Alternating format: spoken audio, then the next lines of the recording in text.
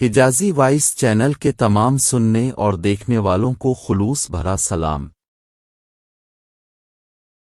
جب حضرت محمد صلی اللہ علیہ وسلم نے بنی ہاشم کے مشہور پہلوان رکانہ کو اسلام کی دعوت دی، اور رکانہ ایک طاقتور اور بے مثال پہلوان تھا جس کا کوئی ہمسر نہیں تھا۔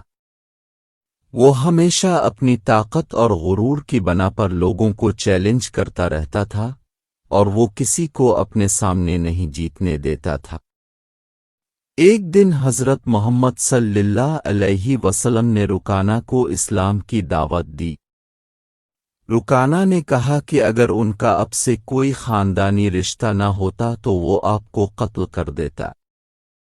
اس کے بعد وہ حضرت محمد صلی اللہ علیہ وسلم کو چیلنج کرتے ہوئے کہا کہ وہ کشتی لڑنا چاہتے ہیں، اور یہ کہ دونوں اپنے اپنے معبودوں کو پکاریں تاکہ دیکھا جا سکے کہ کون سا معبود زیادہ طاقتور ہے۔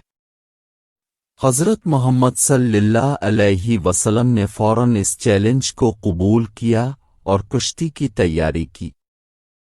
جب کشتی شروع ہوئی، حضرت محمد صلی اللہ علیہ وسلم نے پہلی ہی جھپٹ میں رکانہ کو گرایا اور اس کے سینے پر بیٹھ گئے۔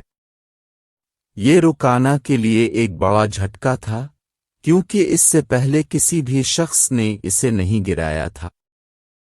رکانہ نے شرمندہ ہو کر درخواست کی کہ وہ دوبارہ کشتی لڑنا چاہتا ہے۔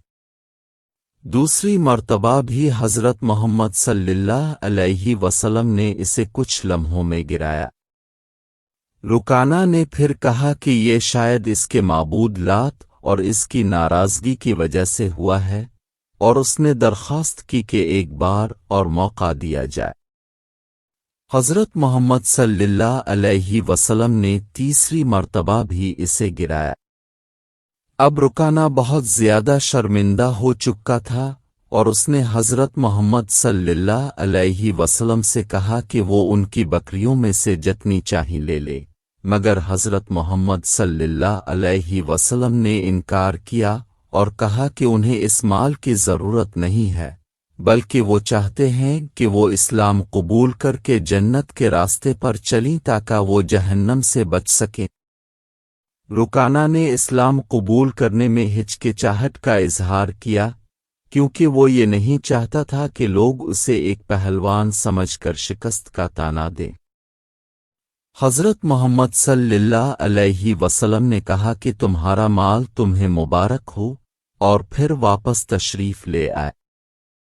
اس دوران حضرت ابو بکر اور حضرت عمر رضی اللہ عنہ بھی اس بات سے پریشان تھے کہ حضرت محمد صلی اللہ علیہ وسلم اکیلے کیوں وادی عزم میں گئے، کیونکہ وہاں رکانہ جیسا طاقتور دشمن رہتا تھا۔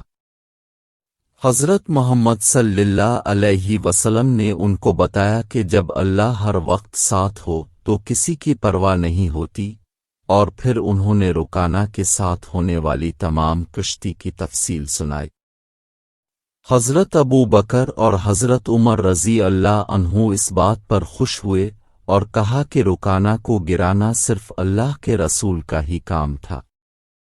یہ واقعہ حضرت محمد صلی اللہ علیہ وسلم کی غیر معمولی قوت اور اللہ کے ساتھ مضبوط تعلق کی نشاندہی کرتا ہے، جو کسی بھی طاقتور دشمن کے سامنے اللہ کی مدد اور حمایت پر یقین رکھتے ہوئے اسے شکست دے سکتے ہیں۔